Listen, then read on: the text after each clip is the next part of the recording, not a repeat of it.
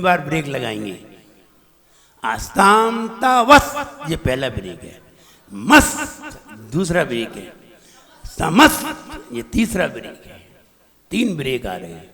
जो वो वाले होते ना रोड पे 3-3 लगे होते, हाँ ब्रेक स्पीड ब्रेकर होते हैं, वो 3 लगे होते हैं। तो 3 बार आना एक ही लाइन। आस्ताम तावस तवनमस समस दोषम।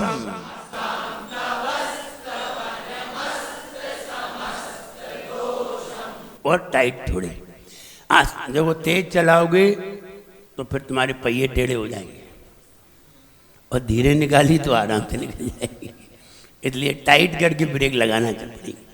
आस्ताम तावस तवनमस समस दोषम।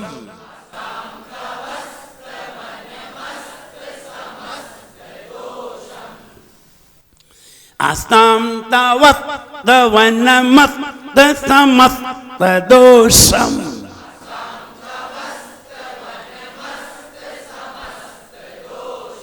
अंडरलाइन 3 जगह। तत्संकथापि जगताम दूरिता निहंति।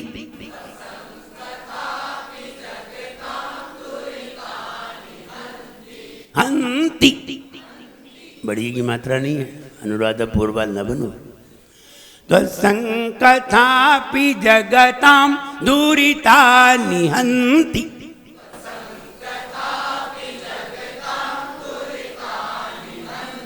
हंति तत्संकथापि जगतां दुरितानि हन्ति। नहीं, बड़ी की मात्रा नहीं है। अब हमने बोल के बता दी, अब हम बोले तब तो हंस रहे हो, तुम बोल रहे तब। तत्संकथापि जगतां दुरितानि हन्ति।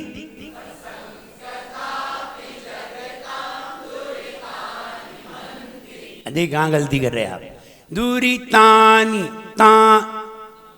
ता के ऊपर अनुस्वार नहीं है, और तुम ता पे ना मिला रहे हो। दुरितानि ता कहाँ है? दुरितानि तानी तानी, हाँ तानी नहीं है। और आप देखो अपना प्रोनाउंसिएशन देखिए। तत्संकथापि जगतां दुरितानि हन्ति।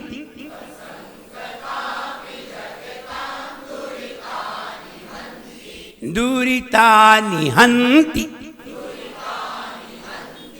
छोटी एक मात्रा। तत्संकथापि जगतां दुरितानि हन्ति।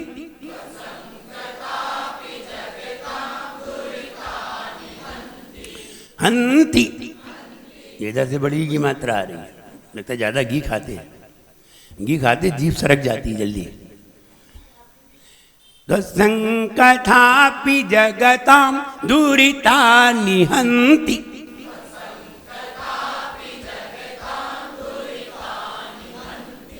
दूरे सहस्र किरणः कुरुते प्रभैव।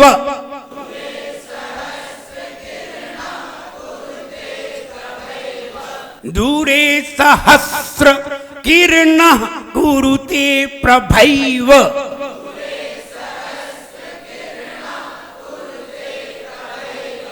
पद्माकरेषु जलजानि विकासभान्धि।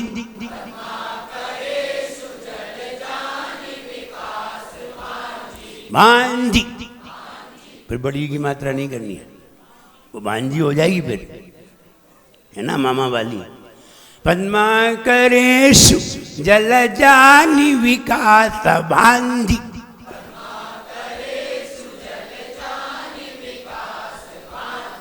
भांजी पद्माकरेषु जलजानि विकासभान्धि।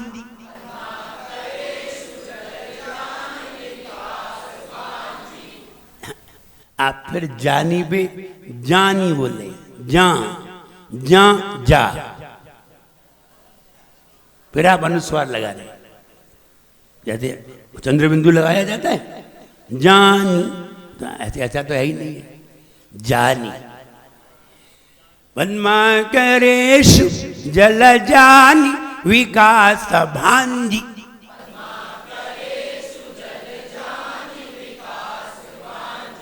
ये ध्यान देना है, दुरितानी जानी, दोनों पे ध्यान देना है। तुम दोनों पे अनुस्वार लगा रहे हो, इसलिए अनुस्वार का ध्यान दीजिए। अनुस्वार, अनुस्वार का मतलब है शब्द में नाक का पुट आना, इसका नाम है अनुस्वार। ग ना ना मा, ये 5 स्वर ऐसे होते हैं, 5 व्यंजन ऐसे होते हैं जिसमें नाक का पुट होता है। ग ना ना मा, ग का खा गा गा ग, ग ना ना मा, ये नासिका से बोले जाते हैं, अनुनासिक, ये अनुनासिक है। इसलिए अब तुमने यहाँ अनुस्वार लगा दिया तो गलत हो जाएगा। ध्यान दें, हम फिर एक बार पढ़ के सुनाते हैं। आस्ताम तवत तवन मस्त समस्त दोषम,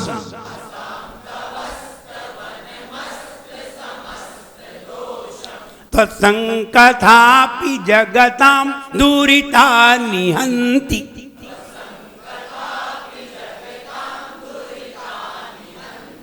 दूरे सहस्र किरण कुरुते प्रभैव,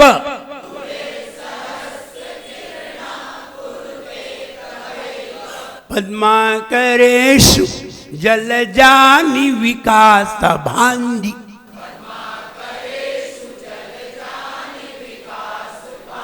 बढ़िए।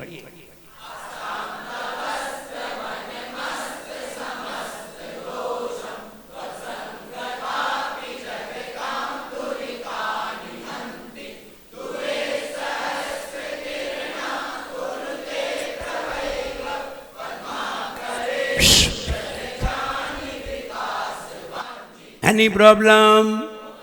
I love you, clear? यहाँ दूरे सहस्र, देखिए आप पुरानी किताबें देखेंगे तो उसमें कैसा लिखा रहता है, आधा सा उत्तरा लिखा होता है। पुरानी किताब देखिए, आधा सा और त्र, पर क्या पढ़ोगे उसे, सहस्त्र नहीं, वो गलत है, सहस्त्र ये सही है।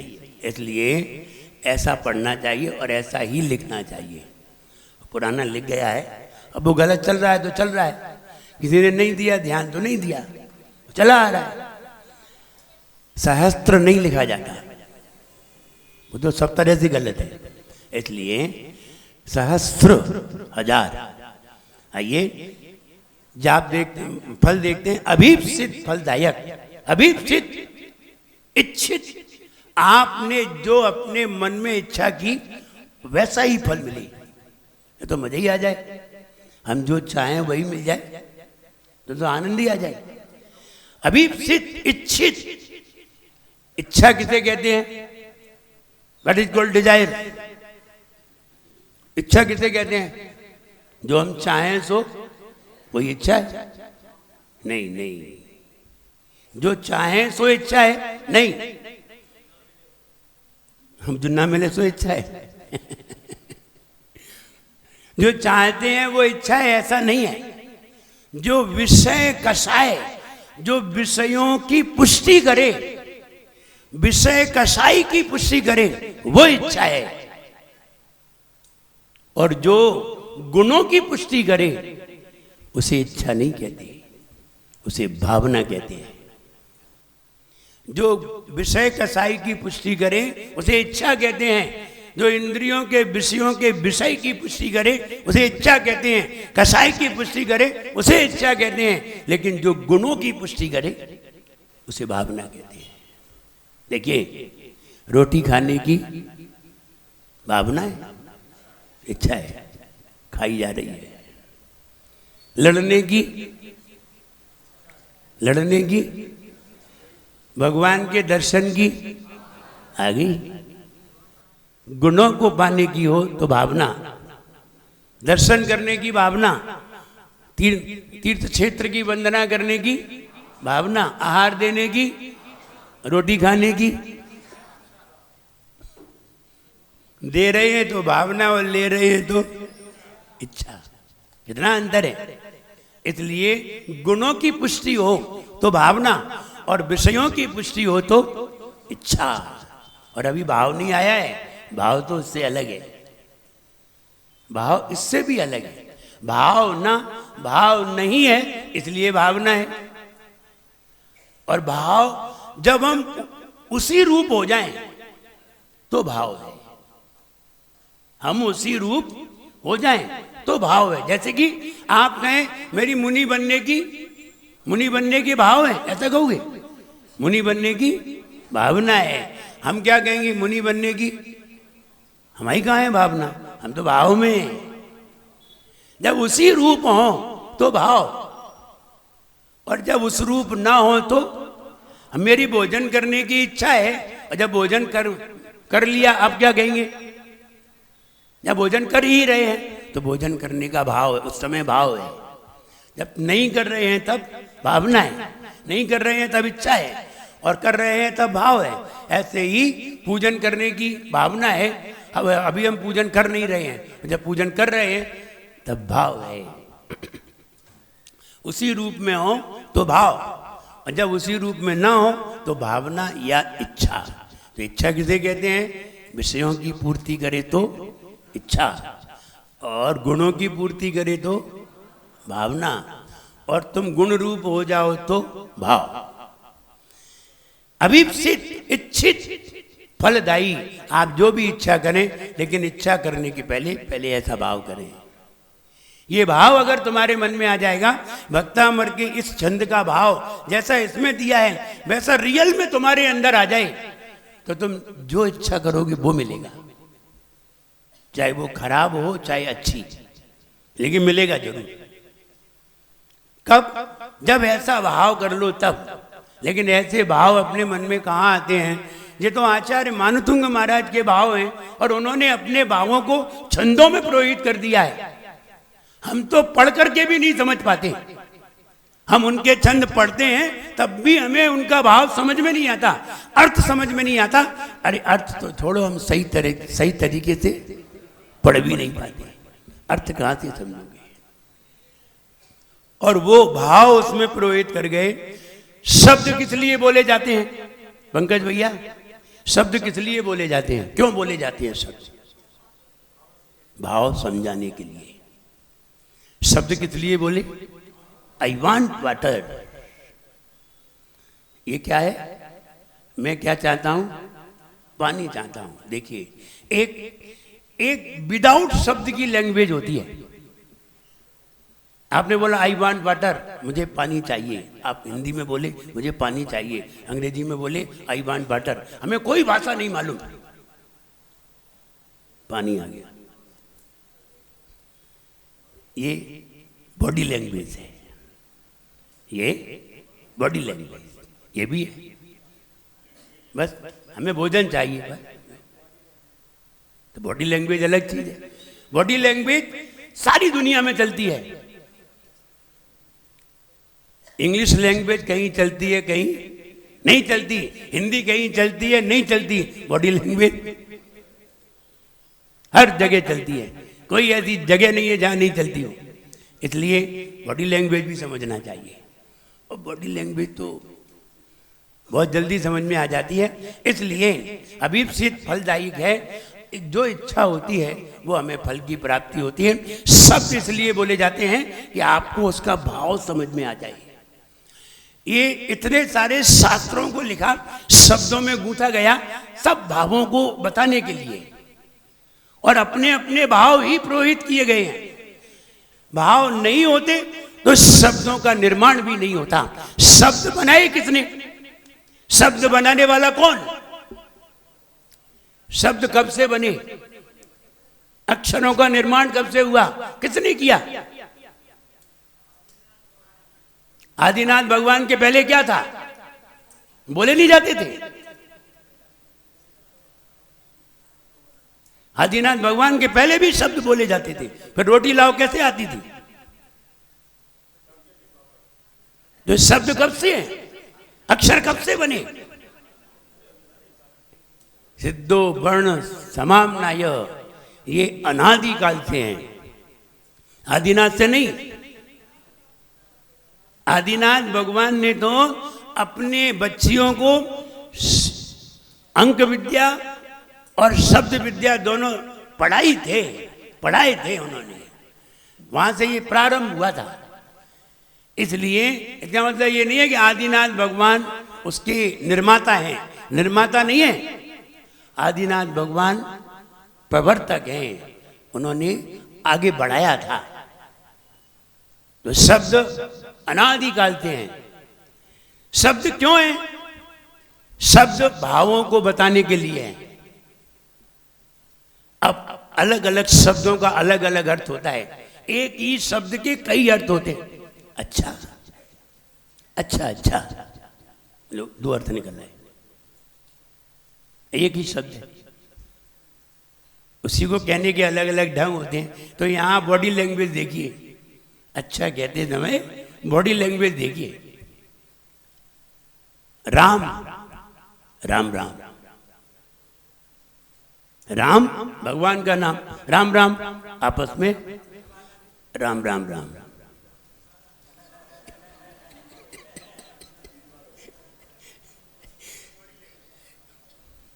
राम राम राम राम जो 3 बार का 4 बार का तो वो बहुत खराब है। एक बार कहा तो चुपचाप रहिए, आप अकेले में जपिए। 2 लोग सामने हैं, राम राम कहिए, और 3 बार कह दिया, नाम तो वही है। तो इसलिए कहने के ढंग। आइए, अभिप्सित फलदायक इस छंद में जो भाव दिया है शब्दों में, उस भाव को निकाल करके जब हम ऐसा विचार करते हैं, ऐसा भाव करते हैं, तो इच्छित फल की हमें प्राप्ति होती है। इसलिए कहते हैं, बच्चों से भी कहते हैं, बेटा वो पढ़ाई भी पढ़ो, लेकिन इसको पहले पढ़ लो। इस पढ़ाई से ही ये ब्रेन इलाज होगा, इस पढ़ाई से ही क्षयोपशम बनेगा, इस पढ़ाई से ही स्मरण शक्ति बनेगी, इस पढ़ाई से ही याददाश्त बढ़ेगी। और तुम उस पढ़ाई में तो पूरा दिमाग लगा देते हो और यहाँ ध्यान नहीं देते। इलाज कहाँ से होगा? पर इलाज करिए, फिर उसमें भरने की क्षमता पैदा करिए, और क्षमता नहीं होगी तो खूब पढ़ोगे फिर भी वो काम नहीं आएगा। इसलिए हमें ये भी पढ़ लेना चाहिए। और हम आपको कुछ अनुभव भी बताएंगे इसको पढ़ने से क्या लाभ है। आइए जाप देखते हैं। ओम ह्रीम ह्रम नमो संभिन्न सोदाराणम। ओम ह्रीम ह्रम नमो संभिन्न सोदाराणम। वे मुनि महाराज, हमने उसमें पढ़ा था पूजन में, कोष्ठस तधान्योपमेक बीजम संभिन्न संश्रोत्री। यही आ गई, संभिन्न संश्रोत्री पदानुसारी, यही आ गया। संभिन्न संश्रोत्री, सम सही तरीके से, भिन्न भिन्न भिन्न अलग अलग, संश्रोत्री सही तरीके से, श्रोत्री सुनना, सभी की भिन्न भिन्न आवाज को, अलग अलग आवाज को सभी की सही तरीके से सुनना।